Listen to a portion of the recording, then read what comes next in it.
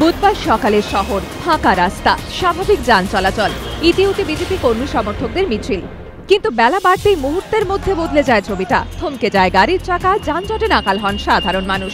Narendra Modi brigade সমাবেশ উপলক্ষে সকালের দিকে স্বাভাবিক ছিল সেন্ট্রাল অ্যাভিনিউ, কিন্তু বেলা হতেই রাস্তায় ব্রিগেড মুখে বিজেপির মিছিল। মন্থর হয় গাড়ির গতি। Strand Road, Mayor Road, Eden গার্ডেন্সের সামনেও গাড়ির লম্বা লাইন, ভোগান্তিতে আম জনতা।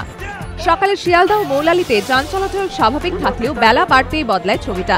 স্টেশনে জমায়েত হন জেলা থেকে আসা বিজেপির কর্মী সমর্থকরা। মিছিলকে পথ করে দিতে দফায় দফায় বিঘ্ন ঘটে যান চলাচলে। দেখা যায় গাড়ির লম্বা লাইন। এনআরএস হাসপাতালে আসার পথে আটকে পড়ে অ্যাম্বুলেন্সও। বাড়িতে ঢুকে একই পরিবারের দুই মহিলাকে গণধর্ষণের অভিযোগ। চাঞ্চল্য হাওড়ার আমতায়। স্থানীয় সূত্রে খবর, গত 2 মাস ধরে মুক্তিচক গ্রামে দফায় দফায় সিপিএম ও তৃণমূলের সংঘর্ষ চলছে। এর জেরে গোটা গ্রাম কার্যত পুরুষশূন্য। অভিযোগ, তারই সুযোগ নিয়ে মঙ্গলবার রাত 11টা নাগাদ একটি বাড়িতে চড়াও হয় দুষ্কৃতীরা। পরিবারের দাবি, শাশুড়ি ও তাঁর পুত্রবধূকে পরপর ধর্ষণ করে দুষ্কৃতীরা। রাতেই আমতা থানায় স্থানীয় 8 যুবকের নামে অভিযোগ দায়ের করা হয়। গ্রেপ্তার করা হয় 7 অভিযুক্তকে। বুধবার গ্রামে যান আইজি দক্ষিণবঙ্গ সঞ্জয় সিংহ এবং Howrah গ্রামীণের police super Bharatlal Mina.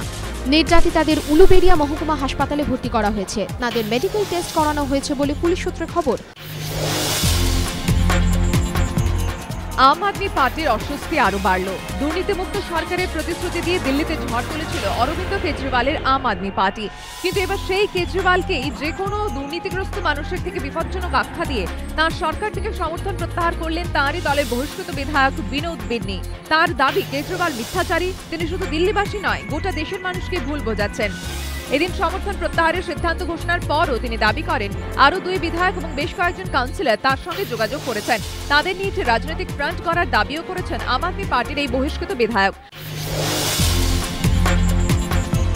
Career জুড়ে বিতর্ক, বিতর্কেই কি কেরিয়ারে জবনিকা?